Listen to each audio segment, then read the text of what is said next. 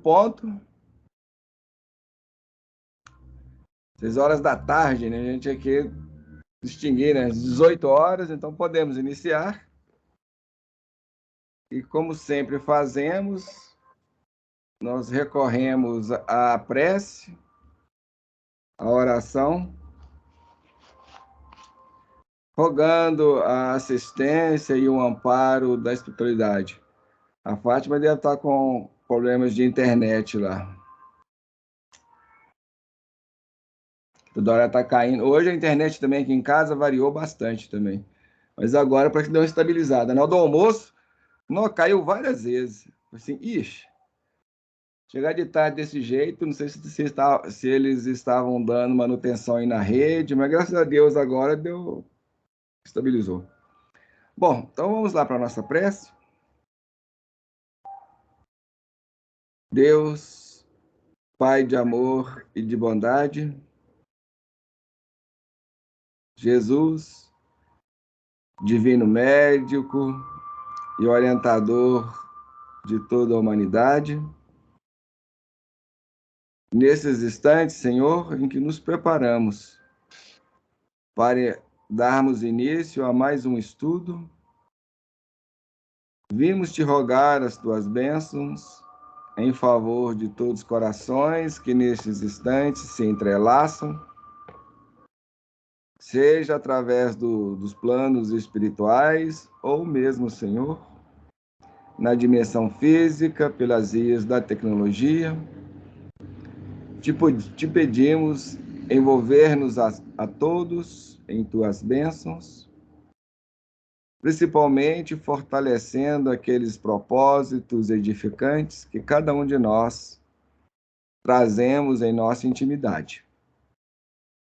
Senhor da vida, vos pedimos ainda a tua permissão para que todos possamos ser amparados e assistidos pelos nossos orientadores e mentores espirituais.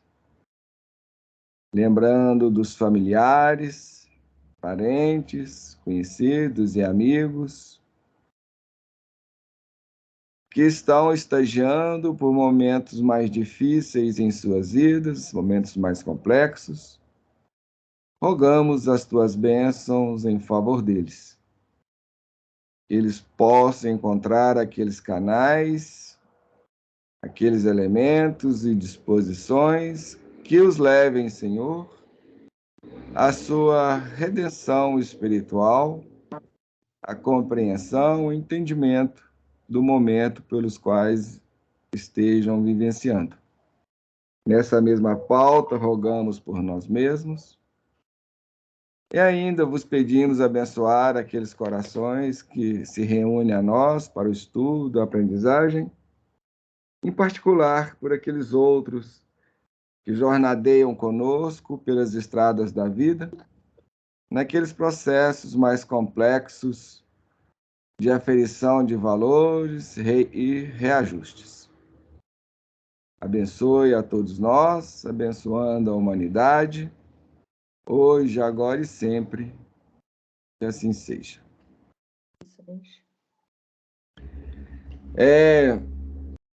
Na semana passada, nós estávamos vendo a introdução e acabou que desse livro Psicoterapia no Além, uma publicação do Aguinaldo Paviani. É um livro muito bom que a gente recomenda aí a todos. Quem se interessar depois em pegar o livro e fazer uma leitura mais pessoal, tentando entender as questões aí, fica aí as recomendações. Então, nós estávamos vendo a semana passada a introdução e a gente chegou mais ou menos na metade dela. Aí eu estava até pensando em passar à frente, mas tem pontos aqui muito importantes, muito interessantes para a gente parar para refletir, para fazer alguma troca aí de ideias a respeito. E como temos dito, os canais estão abertos para qualquer dúvida, qualquer observação que vocês tenham ou queiram fazer. Se sintam livres aí para participar, para se manifestarem. E hoje nós vamos iniciar mais ou menos na metade dessa introdução, que ela é bastante pequena, bastante sintética, onde o Dr. Fred vai nos dizer o seguinte: pessoas na vida, de certa forma, perambulam pela Terra, distantes do autoconhecimento e da renovação interior, criando para si mesmas situações extremamente dolorosas. E aqui há muitos elementos para a gente poder pensar e refletir sobre eles. Ele vai dizer, pessoas na vida, né? Existem pessoas que passam pela vida distantes desta questão do autoconhecimento e da renovação interior. Sendo que autoconhecimento e renovação interior, isso está muito entrelaçado, essas duas coisas, né? Porque você vai se conhecer por quais motivos? Se você não entende ou não esteja vendo ou compreendendo uma necessidade de crescimento, de mudança, ou seja, de renovação. E como essa renovação ela vai se dar e se passar nos terrenos da nossa intimidade, portanto, interior. E também, por outro lado, buscar a renovação interior sem o autoconhecimento assim, fica meio estranho, para dizer o mínimo, meio esquisito, porque como eu vou me renovar, vou processar essa transformação, essa mudança, ou as mudanças que eu vejo serem necessárias em mim, sem também me conhecer. Então, essas duas coisas, autoconhecimento e renovação íntima, eles estão estreitamente entrelaçados, estão estreitamente conectados, e uma coisa depende da outra. Não é muito possível fazer uma coisa sem efetuar a outra e vice-versa. Algumas linhas de pensamento, de conhecimento, vão muito falar desta questão, tanto de se conhecer, né, de autoconhecimento, quanto de renovação. O esoterismo, de uma forma geral, o espiritualismo, de uma forma geral, o ocultismo também são linhas, a filosofia, de uma forma, vão abordar essas questões e vão falar sobre isso. É lógico que, dependendo aí das linhas, tem um entendimento, uma percepção diferenciada dessa questão, mas essa questão central de se conhecer, de se renovar, dessa necessidade, essas duas necessidades, né, porque são duas necessidades, eles vão falar muito nessa direção e acerca desses elementos, dessas questões. Apesar mesmo que tenham de repente, uma abordagem diferente, uma visão diferente, um entendimento diferente da questão, mas a essência vai permear todas elas, todas essas linhas aí. Nas linhas mais conhecidas, mais de alcance público, assim, nas linhas mais religiosas, como assim dizer, que a religião é algo muito público, né? É algo que está de acesso, de conhecimento geral. Apesar do mundo estar cheio de religiões, o que não falta no mundo é religião. Nós temos, nossa senhora, religiões para todos os gostos, de todas as formas, de todos os feitios. Mas, infelizmente, a religião é uma das linhas que vai falar muito pouco dessa questão do autoconhecimento e da renovação interior. Quase não há uma abordagem nessa direção. Quando há também alguma menção, mas não é algo assim muito focal, muito central, com exceção do espiritismo ou doutrina espírita, que é a mesma coisa. Dentro dessas linhas, a doutrina espírita é que vai falar muito dessa questão, principalmente da renovação interior, que na doutrina espírita eles vão designar, vão chamar de reforma íntima, ou processo de autotransformação. Então, a doutrina espírita vai bater muito nessa linha, vai bater muito nesta tecla dessa necessidade de renovação interior. Vão falar também de autoconhecimento, mas com enfoque menor. Não é um enfoque tão assim grande.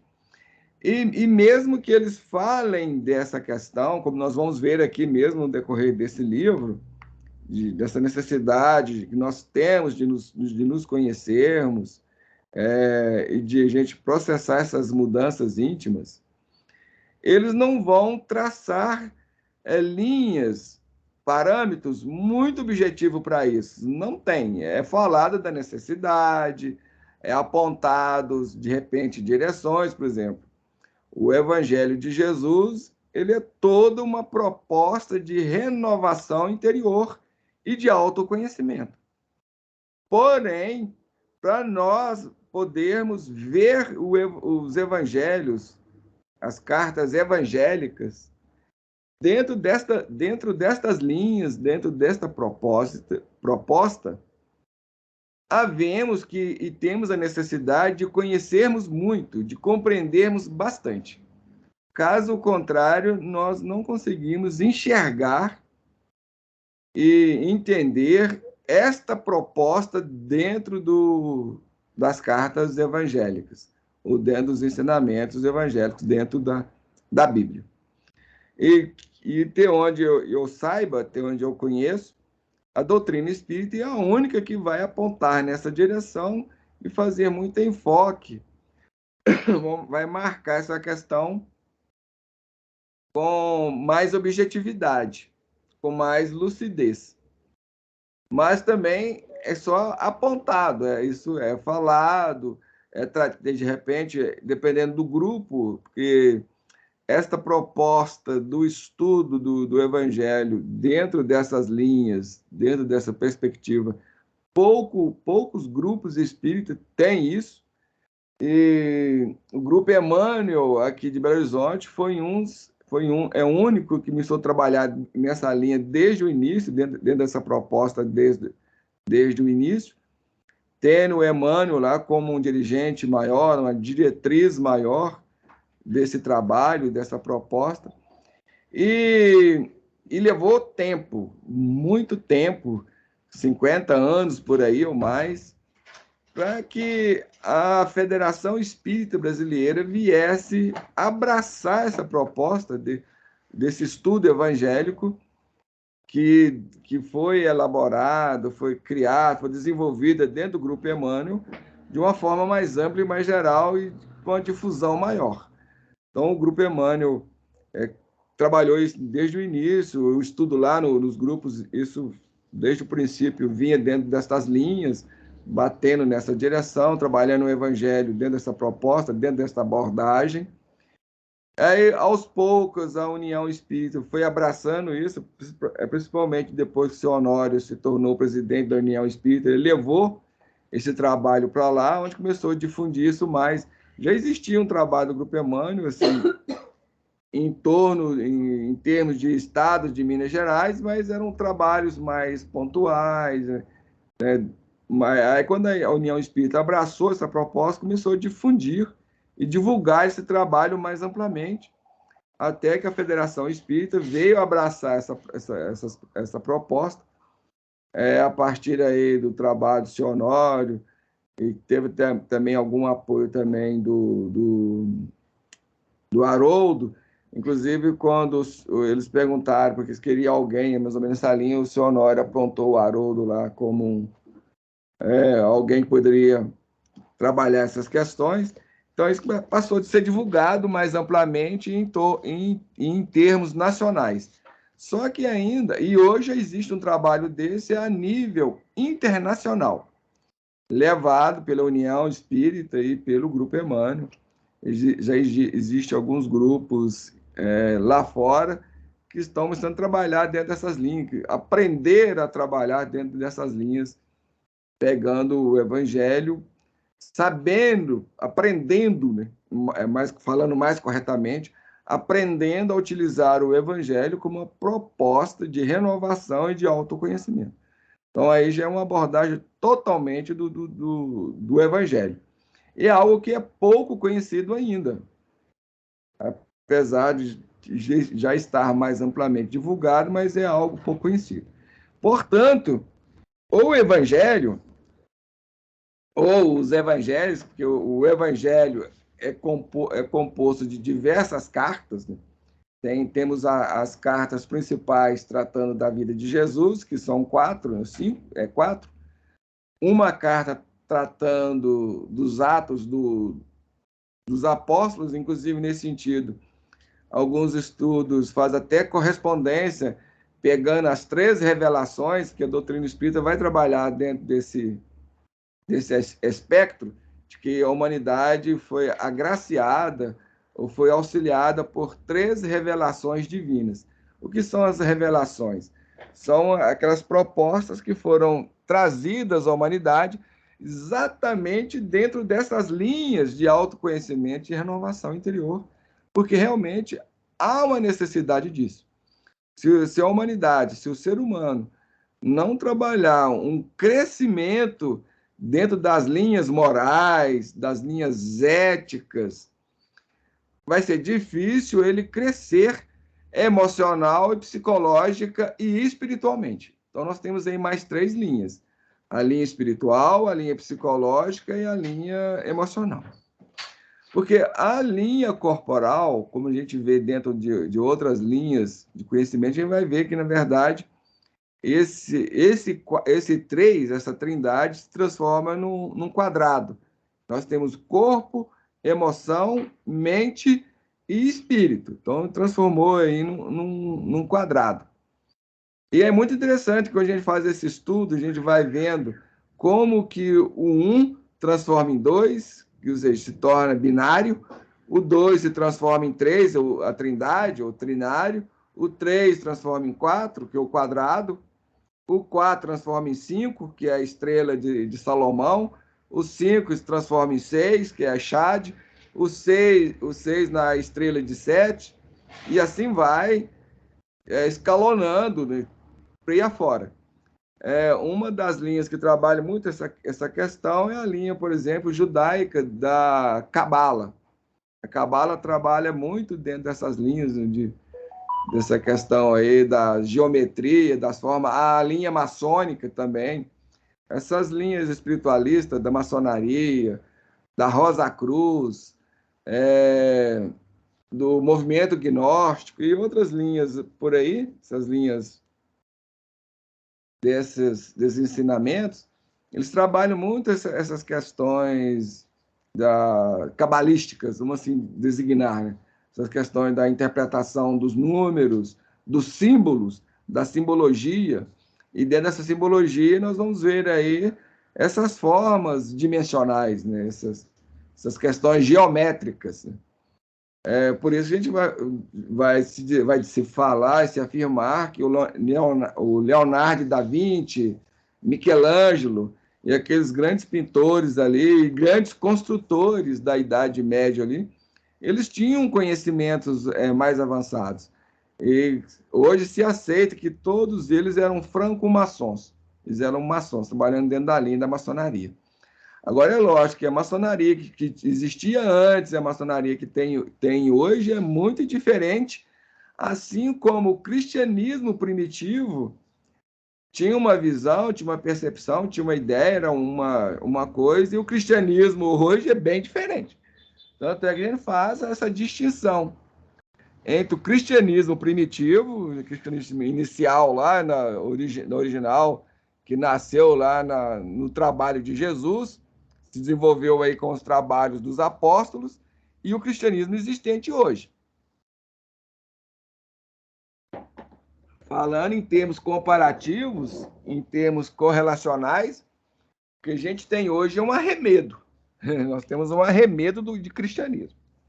E nessas linhas também, tanto da Rosa Cruz, da teosofia, se bem que a teosofia foi um movimento proposto aí por Blavatsky, Helena Petrovna Blavatsky, que é um movimento mais próximo, ela praticamente foi a origem, depois ela se juntou a Annie Besant, e elas duas, e com o Leadbeater, lá vou desenvolvendo, mas se bem que a origem mesmo da teosofia é a Helena Blavatsky. Mas mesmo assim, se você pegar esse trabalho inicial com o que existe hoje do movimento teosófico, vocês vão ver coisas muito diferentes. Assim como também a gente pegar o trabalho de Gurdjieff, que ele fez com os trabalhos que existem hoje, também a gente vai encontrar uma perda. E isso ocorre em todas as linhas de conhecimento, todas elas vão ocorrer nisso. Na medida que elas vão se afastando da fonte, na medida que vão se distanciando da fonte, vai havendo uma distorção, vai havendo uma perda de qualidade e de diversos elementos vão se perdendo ao longo do tempo.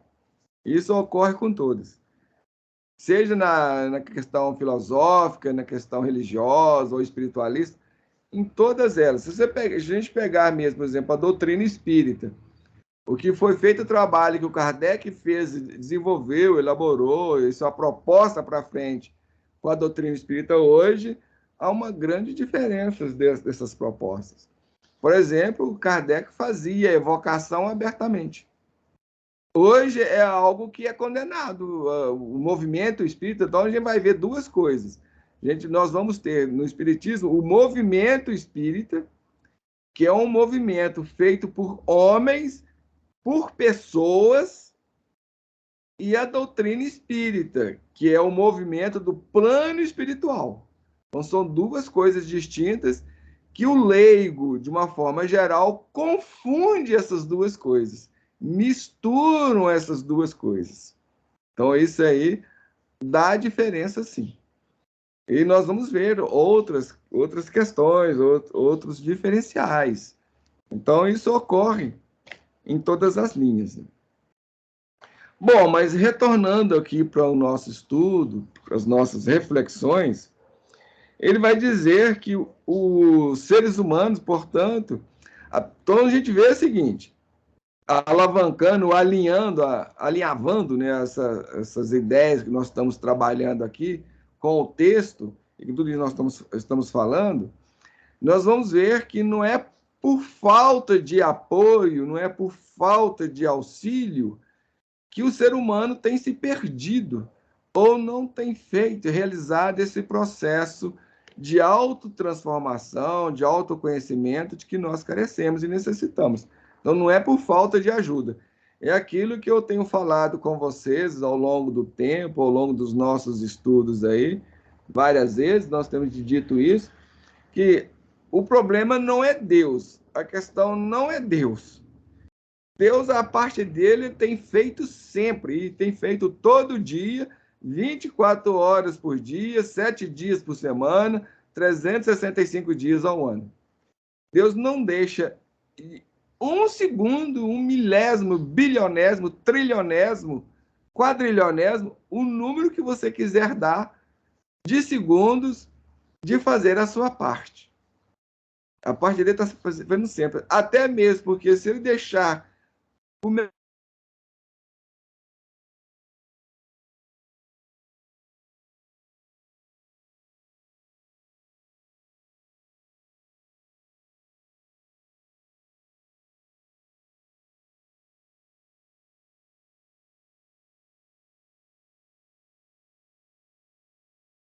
sempre vai sermos nós. O problema sempre é nós. Nunca é os outros. Raramente é os outros e Deus nunca. Nunca. Não é um problema do mundo espiritual, não é um problema de Jesus, de Deus, nada disso. O problema é nosso, a nossa parte. Porque auxílio nós estamos tendo sempre. Inclusive, nós falamos das 3 revelações, e isso foi um dos auxílios. Porque, na verdade, nós tivemos muito mais de 3 revelações. A doutrina espírita coloca 3 revelações, mas, na verdade, se nós formos ver bem, a humanidade teve muito mais do que isto. Mas, quando a doutrina espírita aborda as 3 revelações, é porque essas revelações elas foram mais chaves, foram aquelas revelações que foram mais amplamente divulgadas, amplamente conhecidas, porque as outras revelações ficam num campo mais restrito, num campo mais, vamos dizer, local. Nós temos aí o budismo, nós temos aí os ensinamentos lá da Índia, do Bhagavad Gita, o Mahabharata, né, que vai englobar todos os livros sagrados ali da Índia, pelo menos o principal livro sagrado da Índia é o Mahabharata, e o Bhagavad Gita é uma parte desse livrão, assim como o Evangelho hoje, atualmente, né, é uma parte da Bíblia, apesar de que são bastante assim distintas.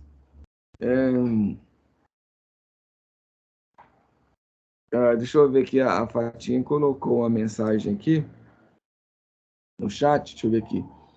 E é justo para o descanso, quando vi o link por hoje, mas ouço uma frase e cai a chamada. Vou ver se entro de outro aparelho. Ok.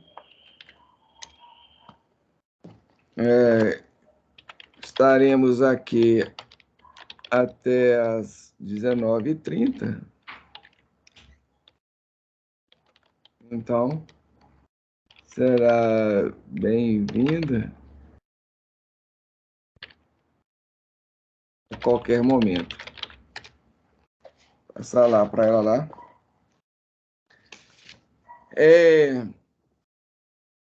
Nós estamos falando dessas questões. Nós estamos falando, como, por exemplo, o Evangelho, por exemplo, que se juntou, né, aqueles livros hebraicos, né, que é o Velho Testamento, com o livro dos ensinamentos de Jesus, que tratam mais do ensinamento de Jesus, a igreja, né, do movimento dito cristão, aí da Idade Média, mais ou menos, juntou essas duas coisas e propôs esse cristianismo que nós conhecemos hoje, que nós temos aí hoje. Mas são ensinamentos assim bastante distintos, bem diferenciados um do outro, apesar mesmo de Jesus ter dito que não veio revogar a lei, mas quando Jesus fala isso, ele está se referindo à lei divina, não à lei humana.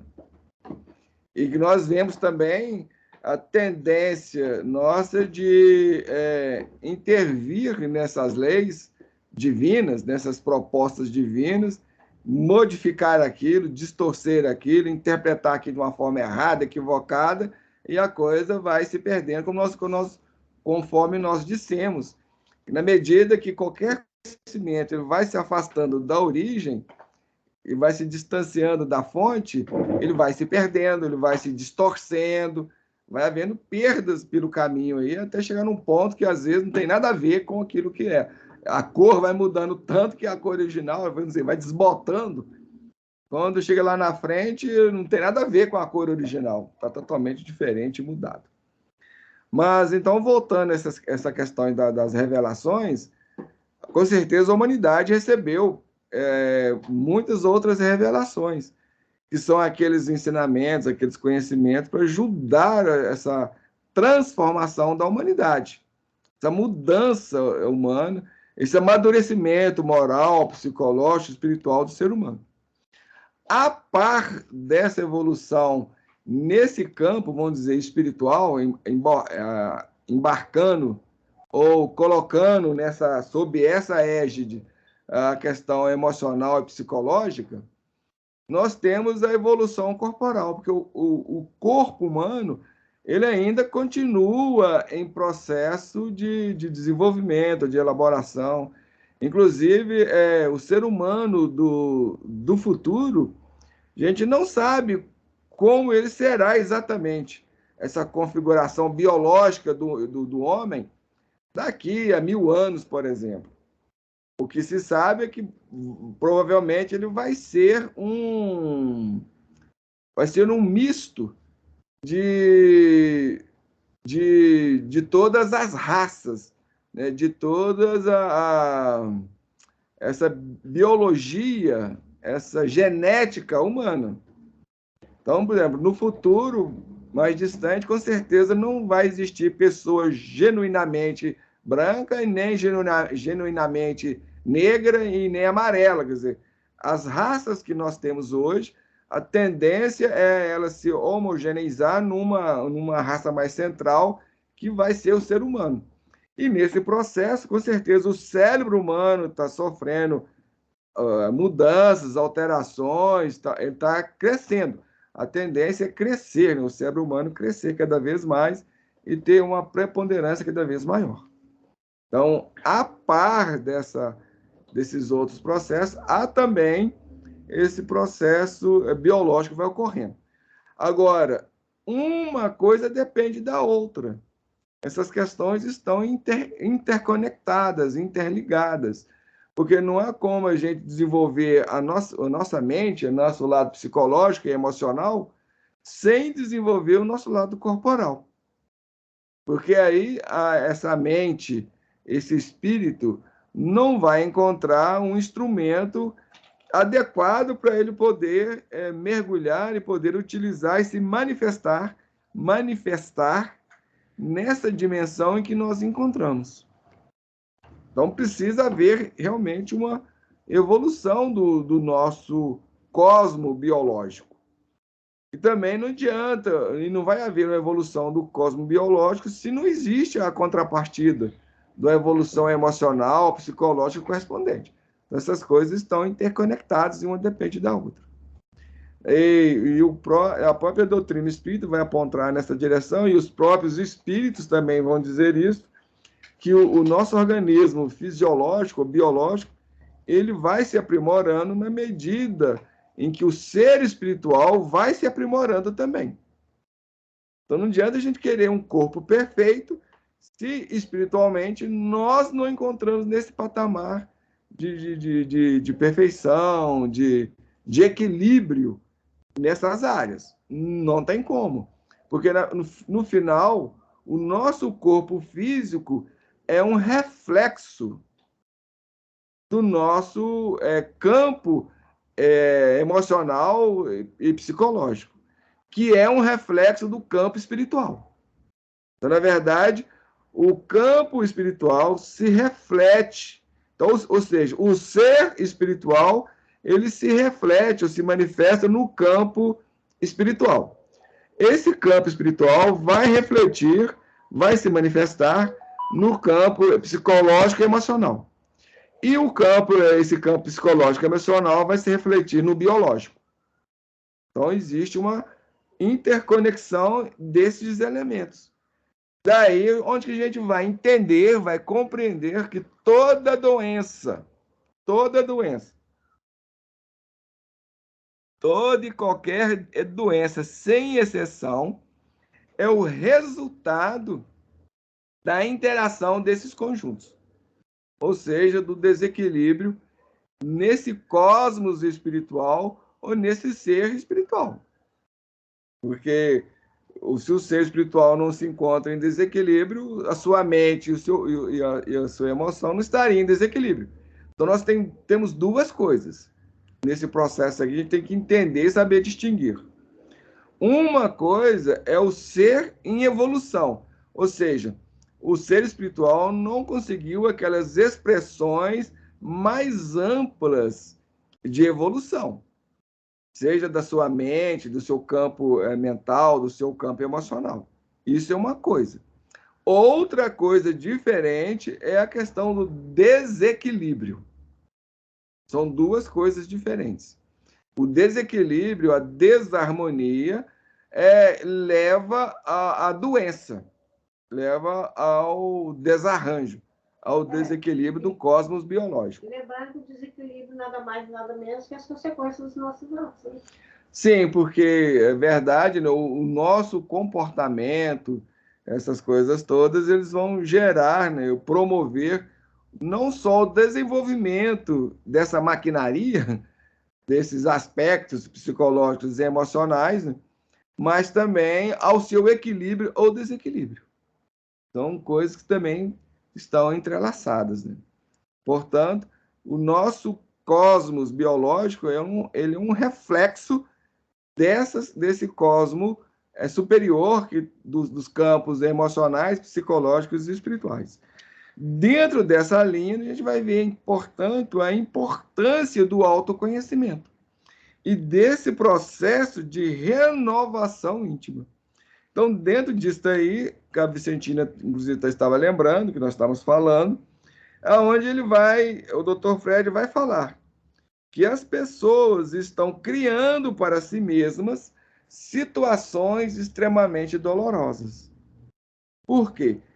Por ausência, por falta do autoconhecimento e desta renovação íntima que nós não realizamos. Então, na medida que a gente não se conhece, nós vamos entrar cada vez mais dentro das linhas do desequilíbrio, dos desarranjos, desajustes, dessa desarmonia, dessa falta de equilíbrio. Porque a gente não sabe agir com bom senso, com equilíbrio. Nós sempre estamos navegando nos extremos.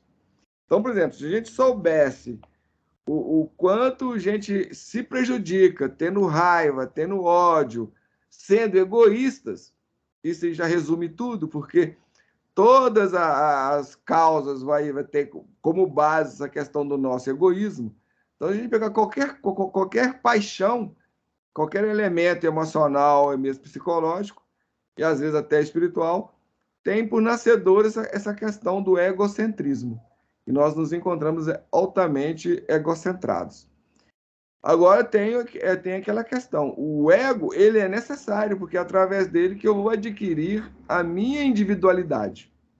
O problema é que esse ego ele ganha uma exacerbação, ele ganha uma preponderância, ele passa a ser o centro da vida, o centro do universo, o centro do sistema. Ele passa a ser o sol em mim. Na verdade, ele não é o sol. Ele não seria o sol, mas ele acaba se tornando, que tudo vai girar em torno dele. E a partir daí vai vindo os desarranjos todos. Então, o ciúme, todas as paixões, todas as emoções negativas, todos os desequilíbrios nascem dessa questão do ego, dessa questão egóica e da autocentrada. A gente não, na verdade, quando a gente fala amar o outro, na verdade, a gente não está falando do outro, a gente está falando de si mesmo. E se o outro não me atende, os meus desejos, as minhas emoções, a minha vontade, eu me aborreço, eu me entristeço, eu me enraiveço. Então, eu quero impor a minha vontade sobre os outros. Assim como nós impomos a nossa vontade sobre a vontade de Deus. O problema todo é esse. E na medida em que minha vontade prepondera sobre a vontade divina, mais eu me afasto de Deus, mais eu me distancio de Deus. Ou seja, essa conexão que existiria entre eu e o divino, ela se torna cada vez mais tênue, cada vez mais nebulosa, cada vez mais inconsciente, na medida em que eu vou vivendo e vou dando força ao meu ego. Então, o grande equilíbrio que nós necessitamos, aí nós precisamos de autoconhecimento, porque sem autoconhecimento eu não vou conseguir trabalhar nessas linhas, eu não vou conseguir realizar esse processo, e o processo é da renovação íntima. Então, na verdade, renovação íntima, reforma íntima, essa reforma moral, essas questões aí, é um processo que eu tenho que realizar em mim. Então, na medida que eu vou conseguindo trabalhar esse egoísmo de uma forma mais equilibrada, de uma forma mais sensata, de uma forma mais consciente, eu vou aprendendo a abrir mão dele para dar preponderância ao divino que existe em mim. Porque todos nós temos uma chispa divina, que é esse cetro divino em nós, que vai nascer na nossa consciência. Então, os germes desse ser divino se encontram na consciência. E dentro dessas linhas, se a gente pegar ali o Evangelho, a história de Jesus, a vida de Jesus, ele vai representar todo esse processo, desde o seu nascimento até a sua morte. Então, a vida inteira de Jesus foi um modelo, uma representatividade que Jesus vivenciou. A sua vida é para nós um modelo por causa disso. Porque ele demonstrou todo esse processo de renovação, de transformação, de autoconhecimento através da sua própria vida. Então, ele mostrou na prática. Então, a vida dele, de uma forma, é uma vida, vamos dizer, real, mas ao mesmo tempo também tem um aspecto simbólico. Então, o nascimento dele na manjedoura, a estrela de Belém, os reis magos, tudo aquilo ali tem um significado simbólico que vai ter uma representatividade, vai ter uma correlação com a nossa própria história de renovação, de mudança, de crescimento, de autoaperfeiçoamento e de conscientização, ou seja, de autoconhecimento. Só que a gente saber pegar, então, o Evangelho ali, saber ver, tirar dele tudo isso aí, necessitamos conhecer. Não conhecer a si mesmo, mas ter conhecimento, esse conhecimento mais amplo. Porque se a gente não souber, a gente vai ler aquilo lá e não vai conseguir entender corretamente. A gente pode até entender equivocadamente, erradamente, e fazer besteiras. Então, na medida que a gente não se conhece, que a gente também não trabalha esse processo de renovação, a gente vai criando para nós mesmos situações dolorosas. Porque sem conhecimento, como é que eu vou saber como agir, como me comportar de uma forma equilibrada, de uma forma, ou seja, em outras palavras, dentro das linhas do bem? Como é que você está? Como eu vou saber se estou fazendo bem ou mal? Seja em relação a mim mesmo, seja em relação ao outro. Então, como saber isso?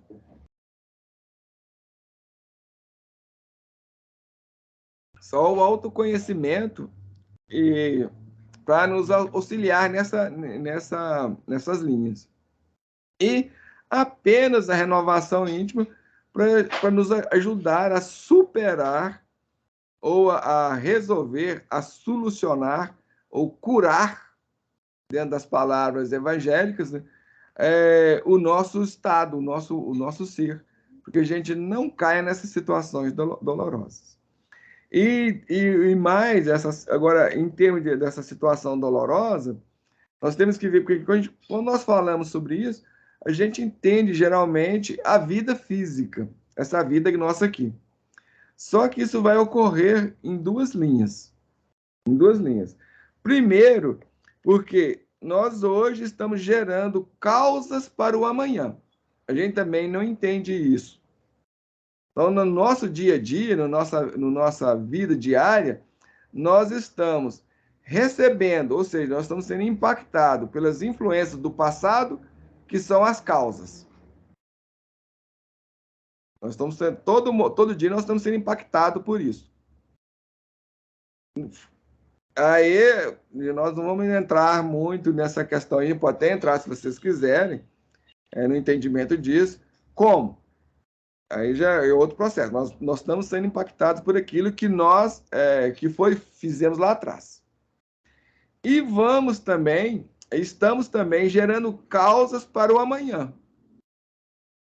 Agora, esse amanhã tem duas vertentes. Aquela colocação do André Luiz, que ele vai falar que a evolução se processa em dois mundos, e os espíritas vão ver ali, os espiritistas, né, de uma forma mais coisa, vão ver mais aqui de uma forma mais objetiva de plano físico e plano espiritual. Na verdade, esse conceito que o André Luiz traz, ele é mais amplo.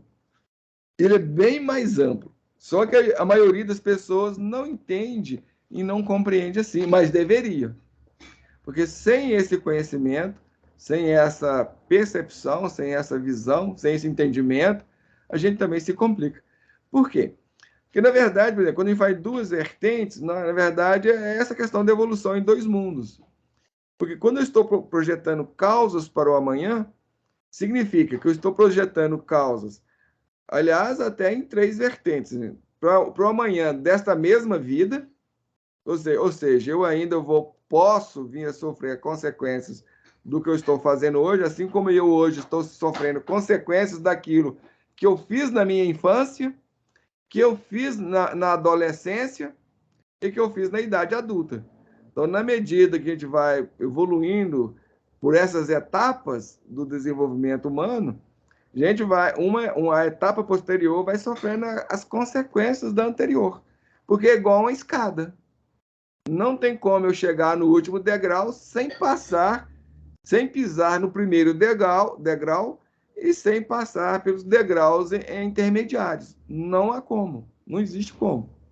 Então, eu estou provocando causas que eu posso vir sofrer nessa mesma vida, e se nessa vida não tiver condições ou elementos, ou propiciar, por algum motivo, questões de tempo, vários fatores, vivenciar aquela causa ainda nessa vida, então eu vou ter repercussão na vida espiritual. Tá vendo? Então é o segundo elemento, a vida espiritual. É o segundo elemento. E vai ter aí um terceiro elemento, que é a próxima vida. Então hoje nós estamos gerando. Se você quer saber o que você vai ser amanhã, o que você vai experimentar e vai vivenciar no plano espiritual, muito fácil. Olha a sua vida hoje. Faça uma análise da sua vida. Como é que foi lá desde o seu nascimento até o momento presente? Como é que tem sido a sua vida nesse percurso? O que você tem feito? Você tem produzido equilíbrio ou desarmonia? Esse vai ser sua vida amanhã. É a consequência do amanhã.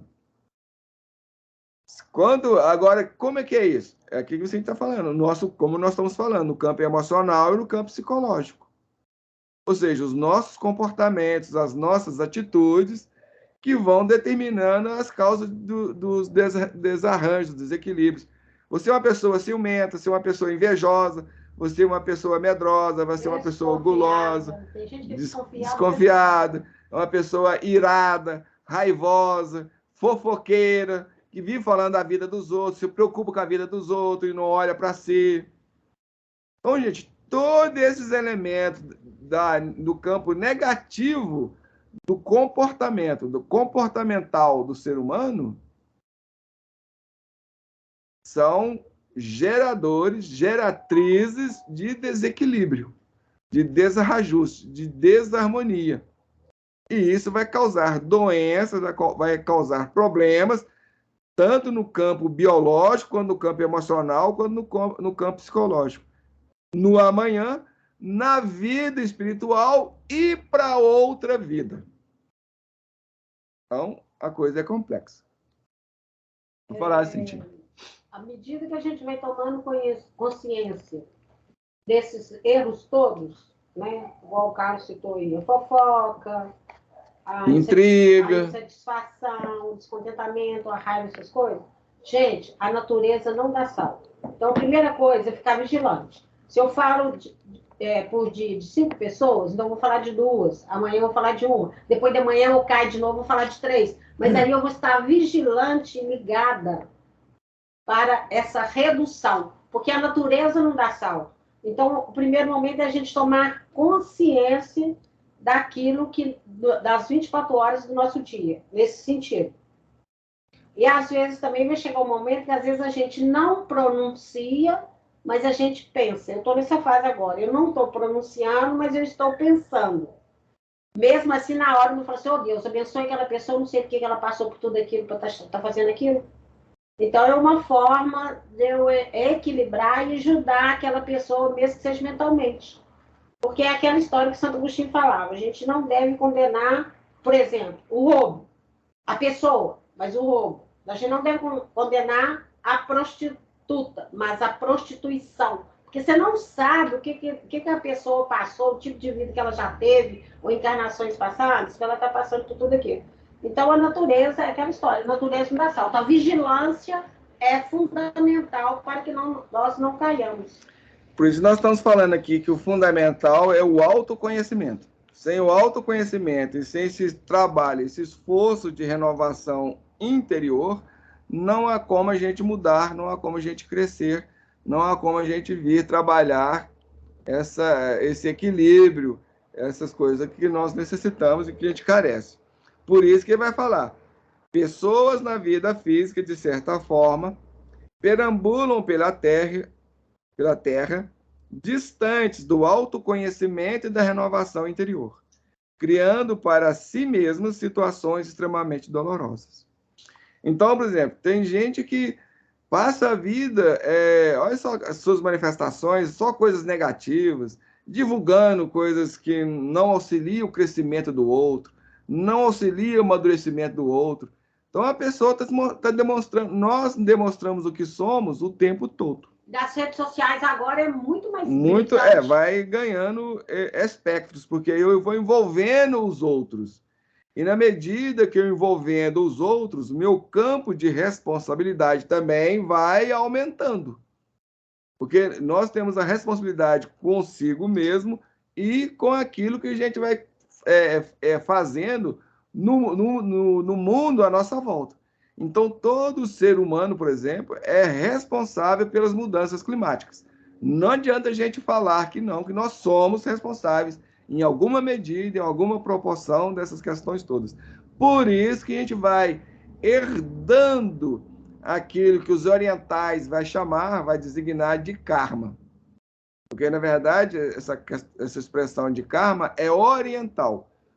Alguns do movimento espírita adotar essa palavra para designar a causa e efeito, porque é uma questão de causa e efeito.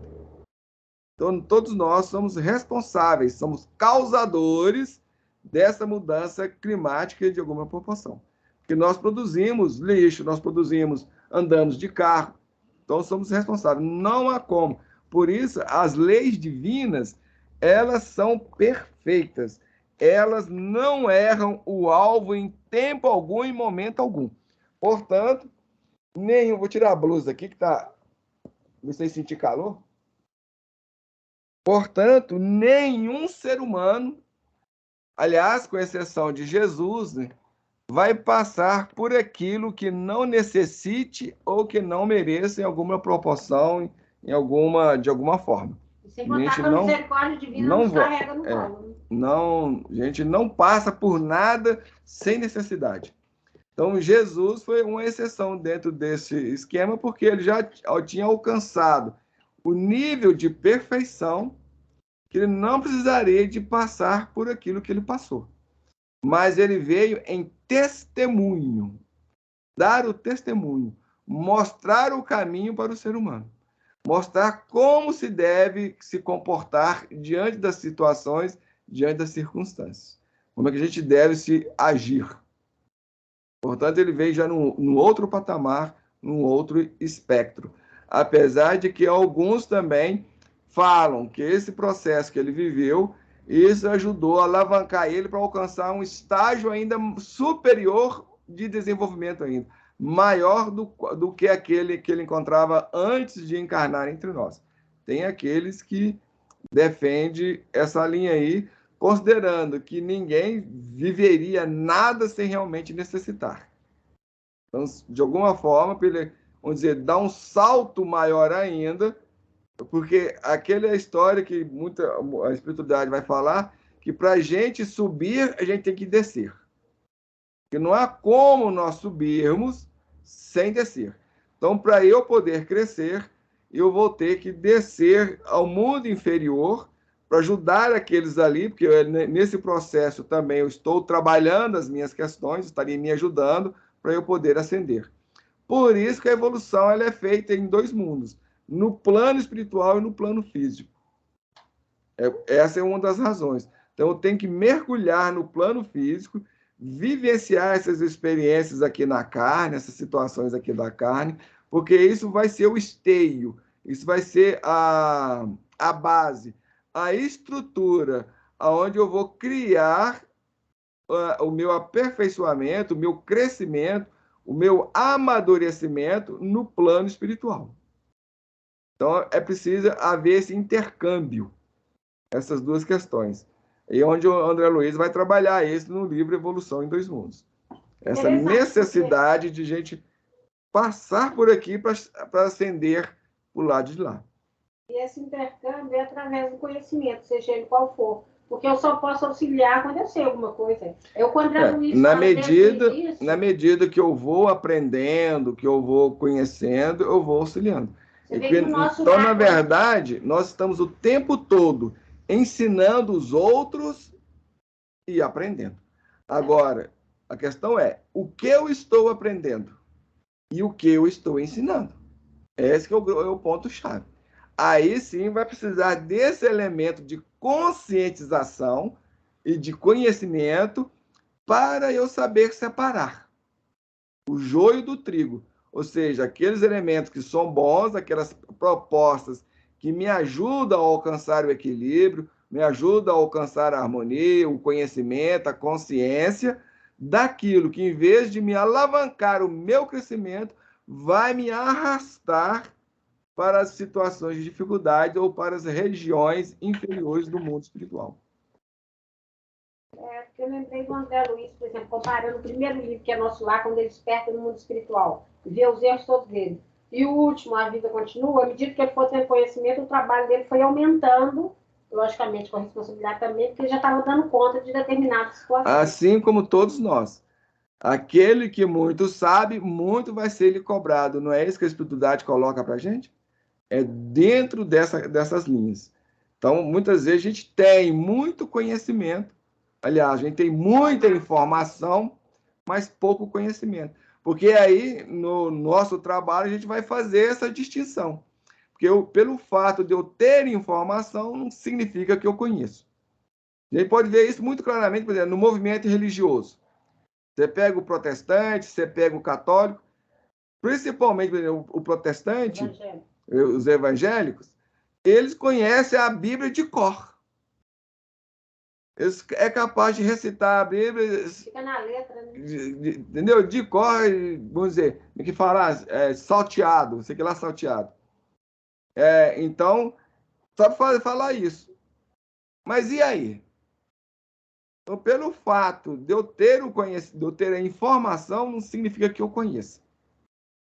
Então, uma coisa, por exemplo, eu sei, por exemplo, como chegar em São Paulo. Eu tenho informação. De chegar em São Paulo, eu vou seguir por esse rumo, por aquele, que outro lá. Eu sei que São Paulo está na direção noroeste, ou tal, direção tal, e tá, sudoeste, né? Na direção sudoeste,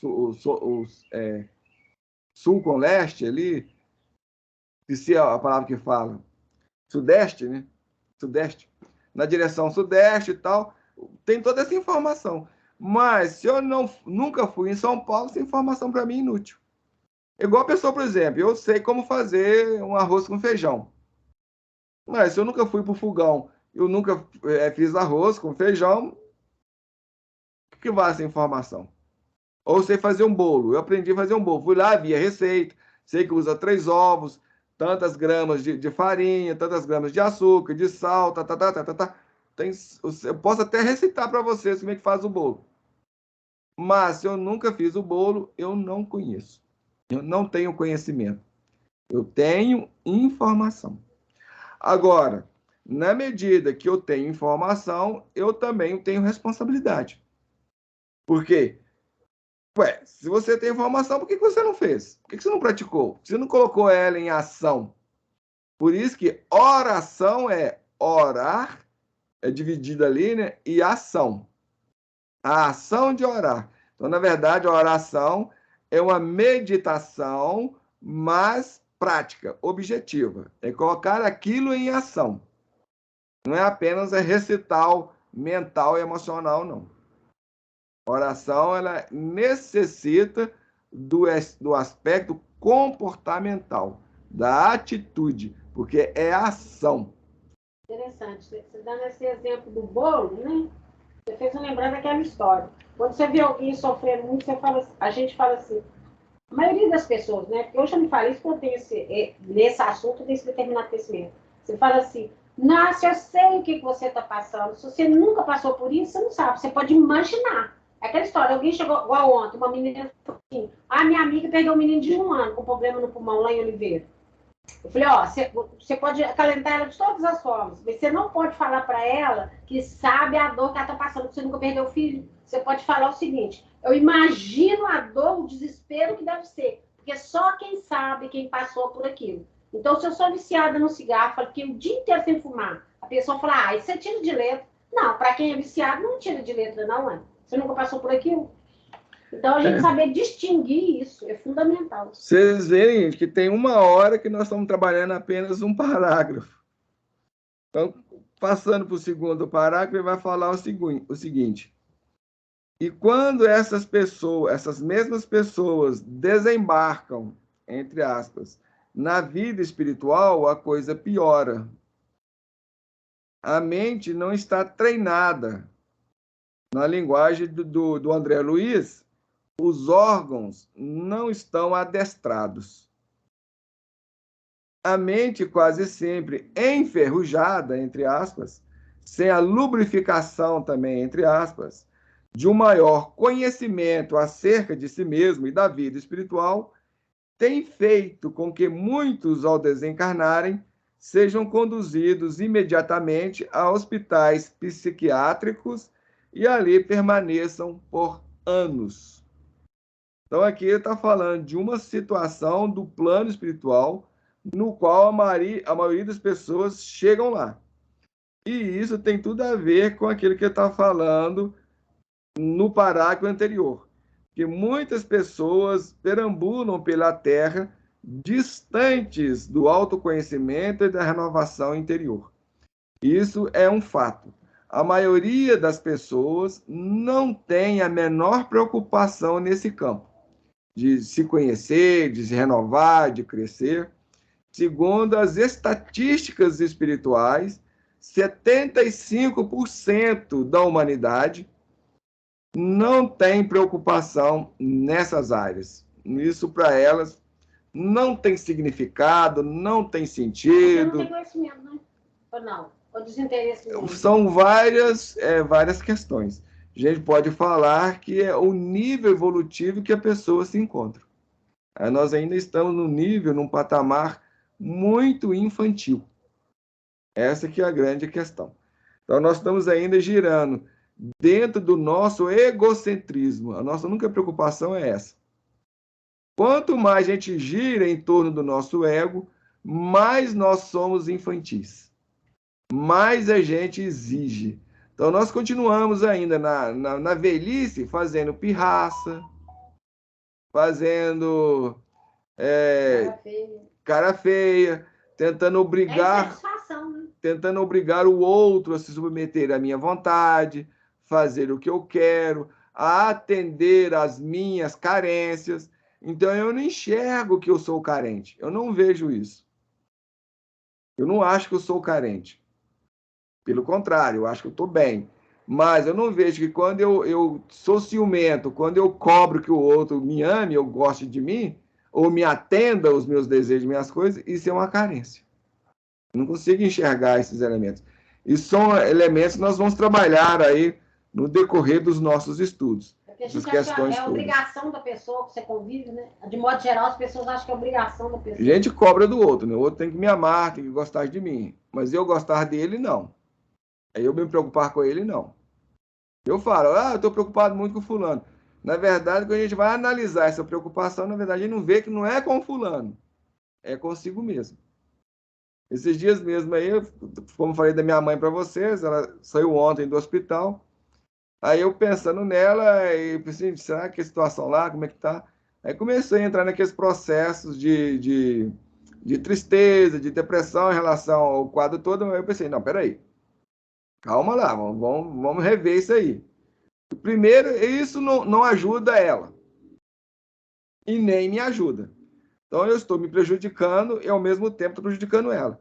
Porque, em vez de eu enviar para ela pensamentos de ânimo, pensamentos de otimismo, energias desse teor e dessa qualidade, eu estou enviando coisas negativas, pensamentos negativos distorcidos.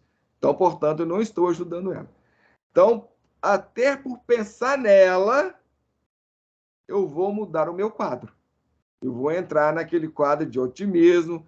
Se eu tenho dificuldade, eu vou entregar nas mãos de Deus. Porque Deus sabe o que é melhor. E Ele sabe das necessidades dela. Então, se ela está cavando para si esse tipo de quadro, ou cavou para si esse tipo de situação, se ela promoveu isso, ela vai ter que arcar com essas consequências. E eu não posso fazer nada. O que eu posso fazer, a gente faz. Mas tem certas coisas que não dá para você mudar. Então, por exemplo, o que eu posso fazer? Começar a desejar para ela o melhor, desejar que ela tenha força para superar isso, que ela enfrenta isso com otimismo. Então, estou enviando energias de equilíbrio, energias de paz. Então, esse é o meu auxílio que eu posso dar para ela, contribuir com ela.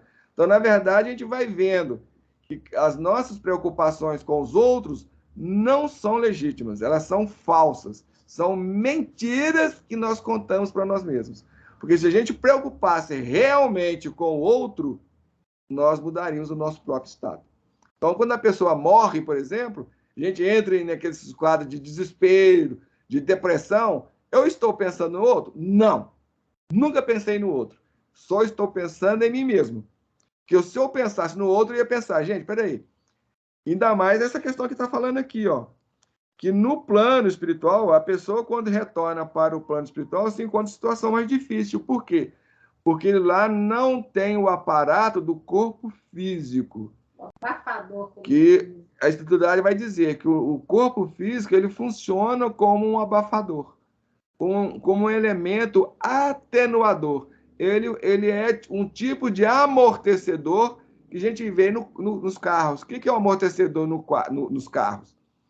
Os amortecedores nos veículos de locomoção, de uma forma geral, os amortecedores é para amenizar os choques, amenizar os sobressaltos, aquelas peripécias, intempéries, que é encontrado pelas estradas. As depressões, os buracos, as pedras, etc, etc. Então, o amortecedor atenua isso e os passageiros do veículo não sentem esses baques, não sentem esses choques.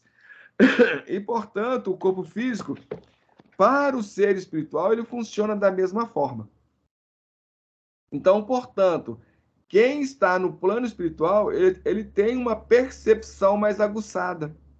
A mente dele se amplia, porque a nossa mente ela se encontra limitada na nossa cachola, no nosso corpo biológico. Ele está limitado aqui por isso. Já no plano espiritual, a nossa mente, a nossa percepção, elas se ampliam, elas ganham uma amplitude muito intensa e uma dimensão que a gente nem sequer imagina. Então, por exemplo, a pessoa que está do lado de lá, se alguém está pensando nela, ela na hora percebe o pensamento e sente o pensamento e o estado emocional da pessoa, quem está no plano espiritual. Na hora. Porque aqui no corpo físico, o nosso corpo físico abafa essa percepção nossa, porque nós também continuamos sentindo isso. Então, se a pessoa está lá no Japão, pensou em mim, eu recebo o impacto desse pensamento, dessa onda mental. Mas o meu corpo físico, ele abafa. Então, eu não tenho a lucidez, a percepção disso. Quando a pessoa é mais sensitiva, percebe. Por isso, nós vamos encontrar que as pessoas a gente designa de telepata ou telepatia. Telepatia é algo corriqueiro e normal no universo inteiro. Qualquer ser, em qualquer parte do universo, quando pensa no outro, o outro ressente do seu pensamento. Você queria falar alguma coisa, Cindy? Aí eu esqueci o que era, porque na hora que você estava falando, tem mais tempo, né, que eu falei que eu ia falar uma coisa. Bom, então quando a gente retorna para o campo espiritual, para a vida espiritual, nós vamos levar toda essa bagagem, tudo isso que nós somos aqui. Porque pelo fato da gente desencarnar ou deixar o corpo físico, a gente não vai se transformar assim em termos de mudança. O que vai acontecer é uma ampliação dos nossos sentimentos, do nosso campo emocional, do nosso campo espiritual. Isso muda, essa perspectiva, essas percepções vão aumentar. Mas se eu passei a vida toda cultivando o adormecimento, cultivando a embriaguez dos sentidos, que nós vamos ter a embriaguez biológica e a embriaguez dos sentidos, que é a embriaguez consciencial. Quando eu não trabalho o autoconhecimento, quando eu não trabalho a minha renovação, espiritualmente eu vou me embotando. É como se eu entrasse em processo de embriaguez. Por isso, e esse estado ele vai ser geratriz de desequilíbrio, consequentemente de dor. Toda dor, todo sofrimento é originário ou consequência do desequilíbrio, da desarmonia.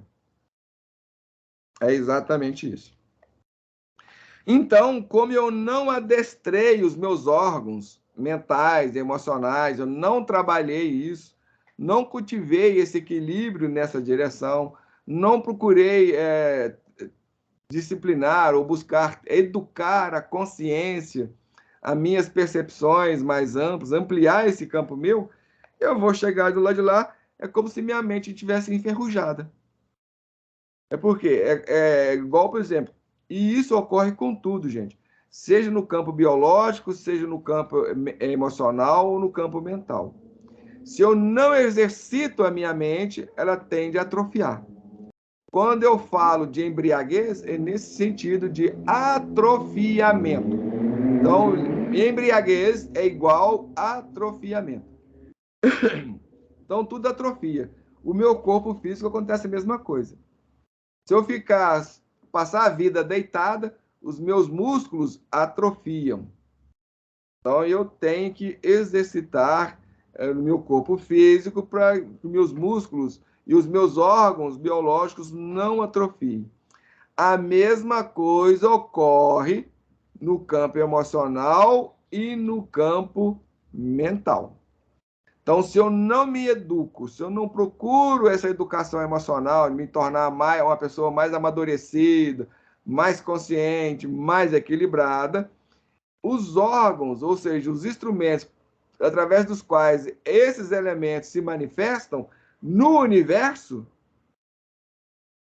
porque aí é uma coisa universal, uma coisa ampla, geral, eles vão se atrofiando. Então, por que eu estou no nível de adormecimento? Por falta de exercício consciencial, por falta de exercitar essa presença no aqui e no agora. Aí eu caio nessas linhas de adormecimento. Então, o adormecimento é uma atrofia da minha consciência. E tudo que não é trabalhado numa direção, ele vai seguir em outra. Porque a lei do universo é movimento.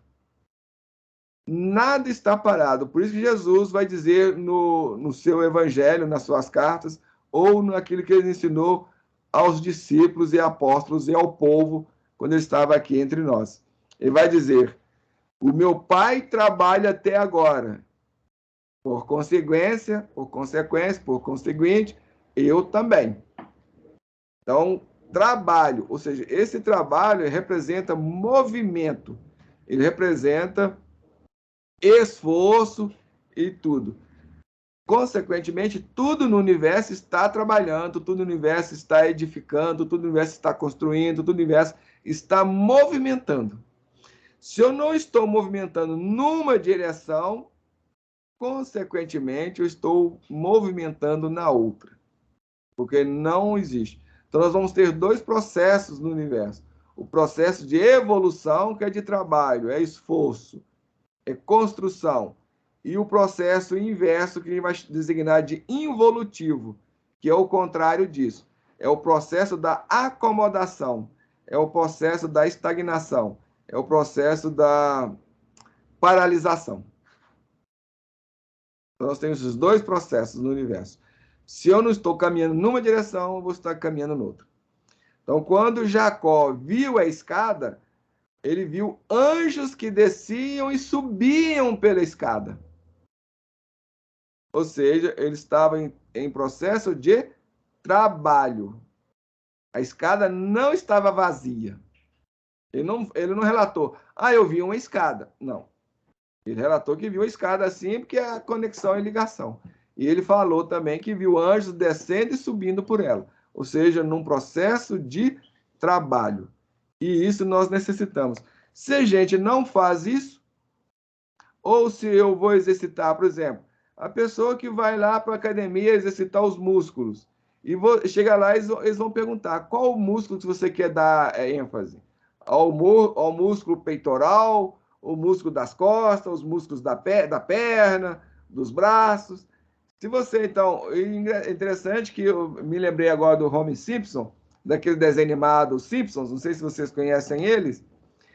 O Simpsons lá tem uma vez lá que ele ficou exercitando só o braço direito. Ele pegou um alferes e começou a exercitar só o braço direito.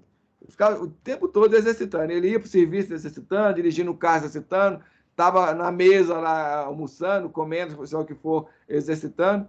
Aí com o tempo ele ficou com um músculo desse tamanho aqui no braço direito, super forte. E o outro lado atrofiado. Ele ficou igual era.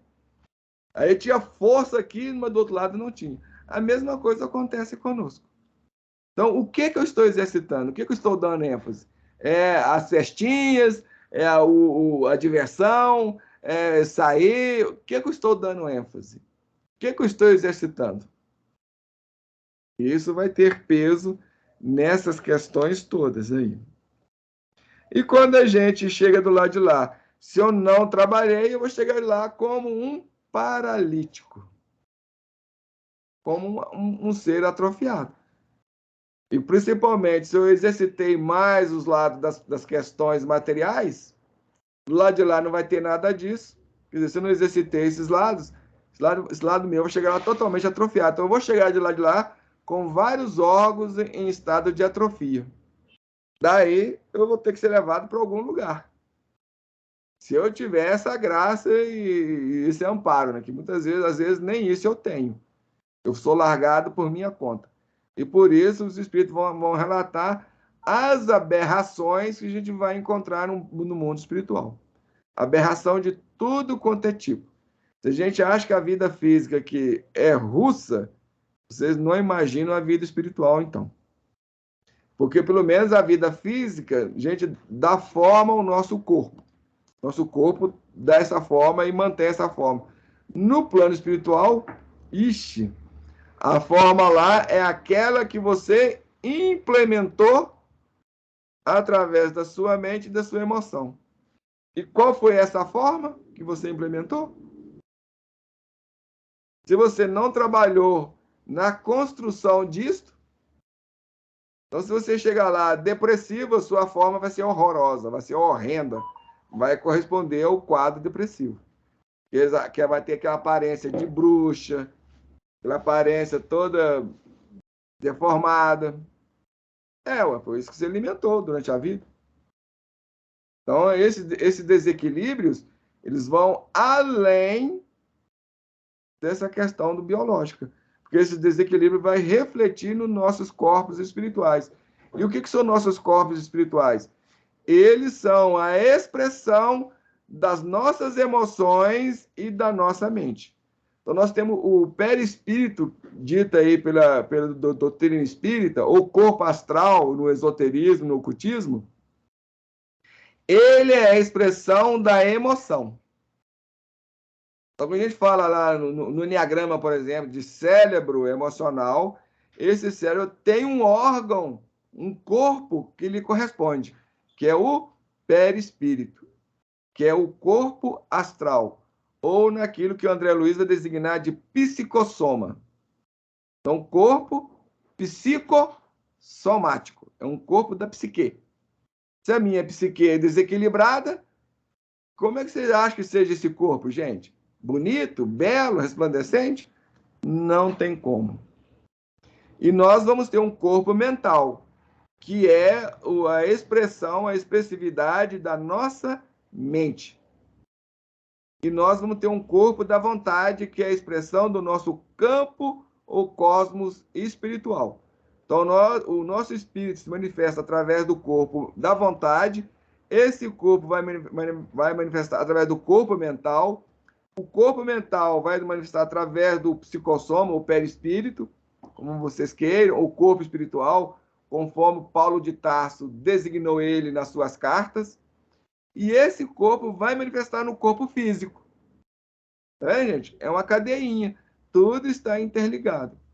Com a diferença do seguinte, que os impactos do desequilíbrio no nosso corpo físico, ele distorce, ele danifica o nosso corpo físico, mas a gente não perde a forma física, assim, ou perde de uma forma muito sutil, muito assim, transparente, muito amena.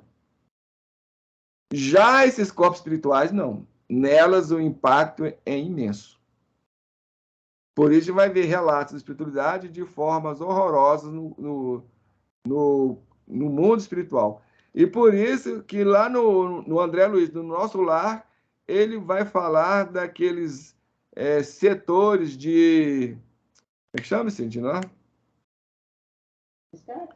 Não, no Mistério lá da Regeneração tinha o setor da regeneração, né? Algo assim.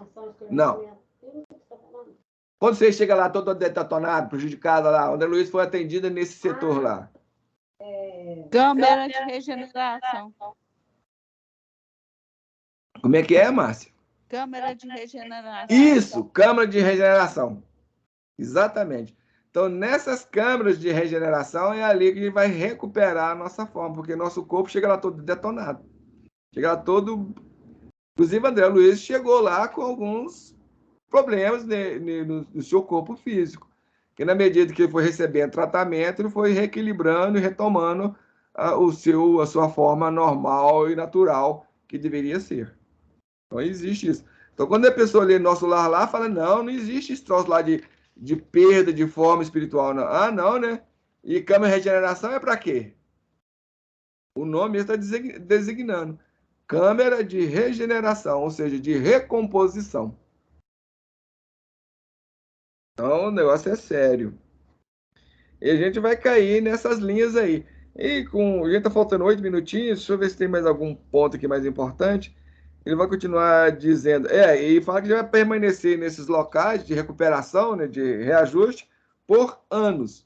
Aí depende de cada um de nós, né? Depende da experiência, da sua vivência, vai depender de muitos fatores para a gente passar mais ou menos tempos nesses lugares, nesses setores. Quando se fala no meio espírita, por exemplo, que todos nós necessitamos passar pelo umbral, é por esses motivos. Uma das razões é exatamente essas. Ele vai continuar dizendo o seguinte, e não só isso, aqueles, geralmente é assim, que detinham conhecimento, entendiam um pouco sobre a vida espiritual, acabam, por assim dizer, presos às próprias culpas de não terem, na prática, feito o que podiam, ou pelo menos um pouco mais. Gente, isso aqui é um caso sério. Talvez até devesse deixar isso para falar na semana que vem. Porque se realmente eu acho que ia dar para a gente encerrar o assunto hoje, mas já vi que não vai dar. Para vocês verem, nós hoje não saímos ainda do prefácio do livro. Falamos tantas coisas, né, e não saiu ainda do prefácio. É porque é muito rico esse assunto, né? E essa coisa, isso que ele está falando aqui, isso é de fundamental importância, e a gente vai deixar para falar sobre isso semana que vem. Porque essa questão que a Vicentina até a gente começou a abordar esse assunto, um pouco sobre isso, no início, falando dessa responsabilidade, gente, porque algo grave é isso, a gente saber e não fizer por onde, ou não viver e não se comportar de acordo com aquilo que a gente sabe. Isso é grave. E as pessoas que têm conhecimento, têm informação, tem conhecimento não, vamos corrigir, têm informação e não trabalham essa informação para elas se transformarem em conhecimento, quando elas chegam do plano espiritual lá, a culpa vai comer solta. Isso aí em qualquer área. Não é só no espírita, não. Não, a gente está falando de conhecimento de forma geral. Tá. Não específico, não. Não é uma coisa Porque uma vez lá no grupo, você espírita, lembra? não. Quando eles explicavam, por exemplo, a pessoa estuda para medicina, depois lá, que chuta o balde vai mexer com política, por exemplo. Ela vai ser responsável porque ela estudou medicina e não agiu. Não, mas isso já é outras questões, Sentina, porque aí você tem escolha de seguir o caminho que você considera seja melhor para você. Entendi.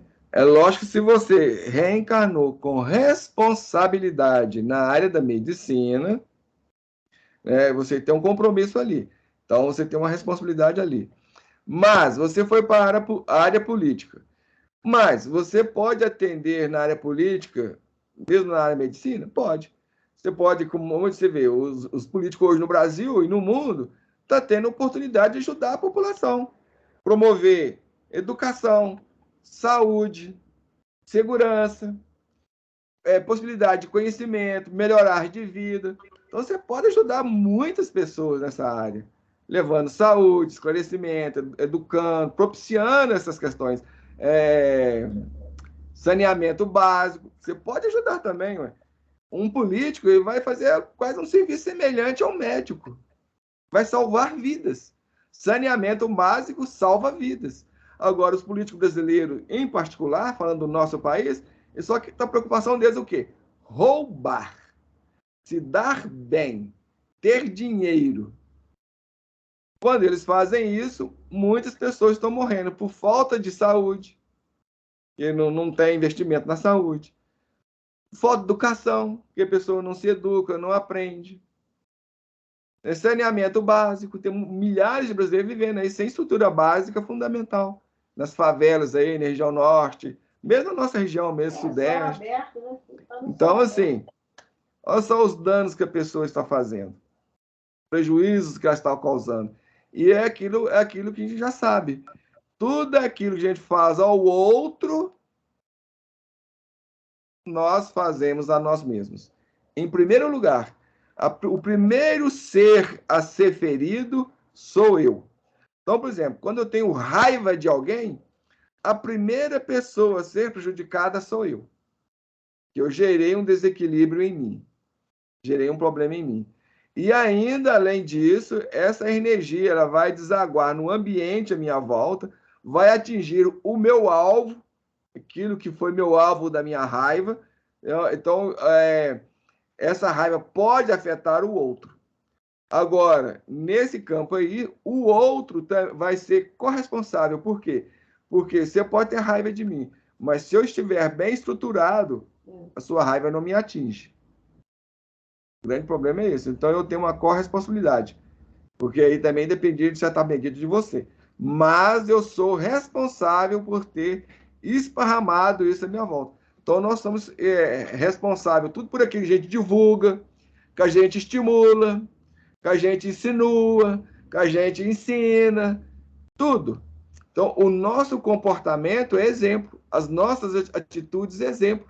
Quais exemplos eu estou dando? Eu estou trabalhando a edificação ou a construção de mim mesmo e dos outros e do ambiente à minha volta? São perguntas fundamentais para nós. Gente, a gente tem 2 minutinhos aí. Alguém queria falar mais alguma coisa? Sentina, Márcia, Fátima, Fatinha? Alguma observação, alguma colocação? Ou pergunta?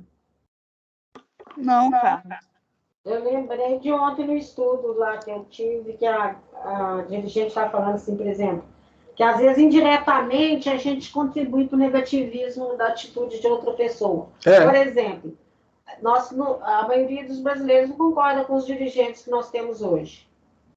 Mas aí, ao invés da gente falar assim, oh Deus, ilumina ele para ele agir o contrário do que ele está agindo, tudo. Aí alguém faz um comentário e a gente começa a botar fogo no comentário, quer dizer, contribuindo para ele cair mais ainda, fazer mais coisa errada.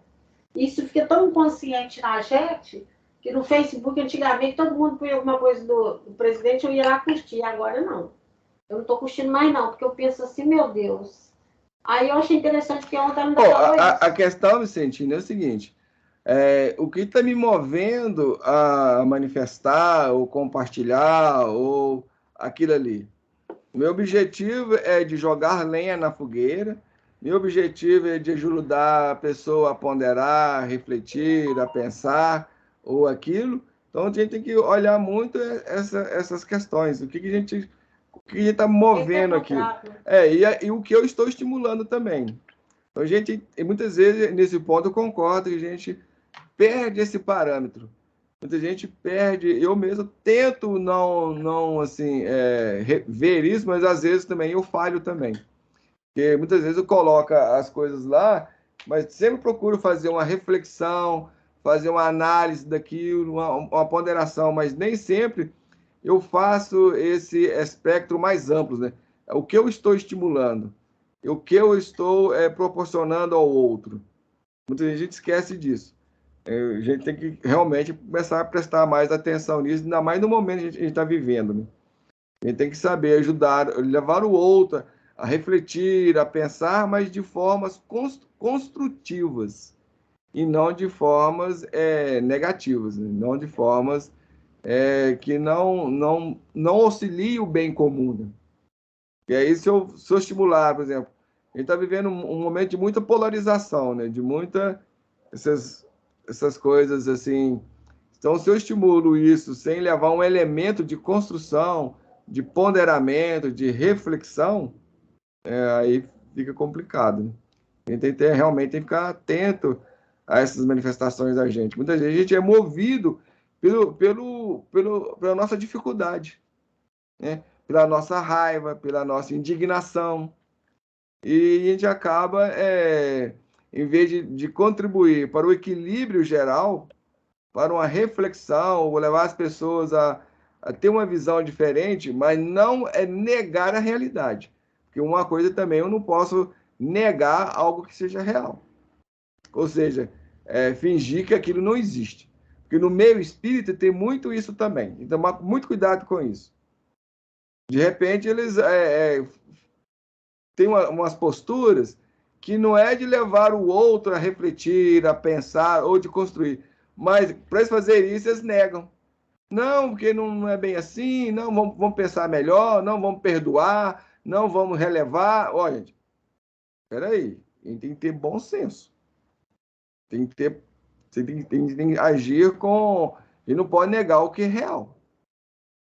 Se não tem uma proposta, eu, por exemplo, qual candidato que você propõe aí? Eu não tenho nenhum. Infelizmente, não tem nenhum. Nesse sentido, nós estamos de pé e mão quebrado. Por enquanto, não tem nenhum. Eu votaria no Moro. Um candidato que eu votaria. Por ele não ser político. Porque se ele fosse político, eu também não votaria nele também, não. Mas teria uma chance de fazer algo diferente. Agora, eu não vou negar que os outros são. Mas eu não vou lançar lenha na fogueira. Isso aí também, estimular ainda mais o ódio, mais o rancor, não. É igual eu sempre falo, ó, nenhum dos dois presta. Nenhum dos dois. E ali é difícil saber qual que está melhor, qual que está pior. É difícil. Então, assim, essas são coisas que a gente tem que também, né, saber ponderar com critério, tem que ter bom senso.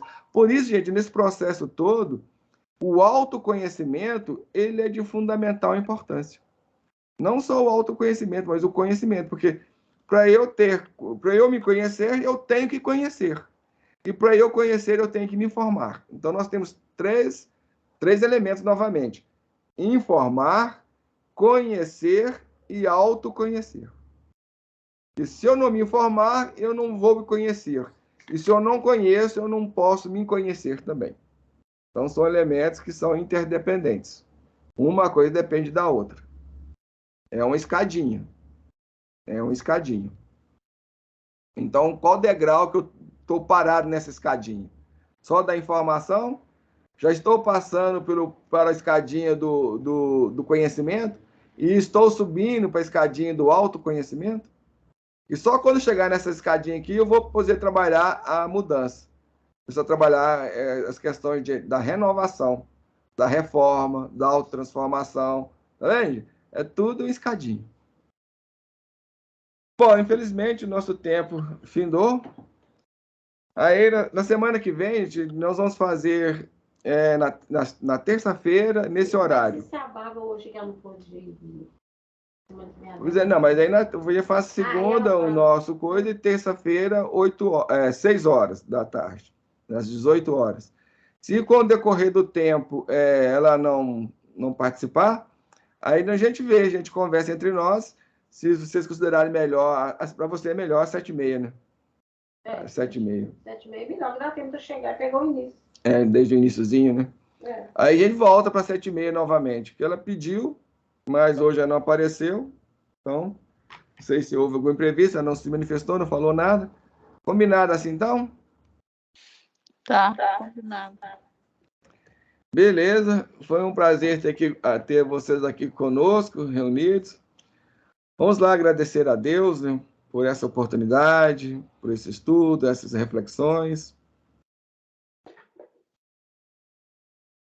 Deus, Pai de amor e de bondade, Jesus, divino médico de todos nós, nesses instantes, ao finalizarmos o estudo desta noite, gostaríamos de vos agradecer, Senhor, por esta oportunidade, por esse ensejo, por esta possibilidade de nos reunirmos aqui em Teu nome, em nome, Senhor, do conhecimento, dessa busca de renovação, de transformação, que sabemos sermos carecentes e necessitados.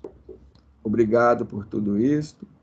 Obrigado pelo amparo, pela presença dos corações amigos que, a partir do plano espiritual, nos cercaram, nos auxiliaram tanto na transmissão, no entendimento, na compreensão dos temas desta noite, quanto também, Senhor, nos protegeram daqueles elementos mais de desequilíbrios, de maior ignorância. Obrigado por todo amparo, por toda assistência.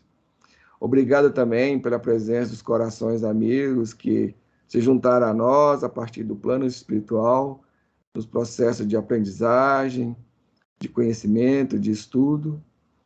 E lembrando, Senhor, nesses instantes, dos corações familiares ligados a nós, dos terrenos consanguíneos, dos terrenos dos compromissos espirituais, daqueles conhecidos que estejam estagiando por momentos mais difíceis da sua jornada, seja no campo da saúde biológica, ou emocional, ou espiritual.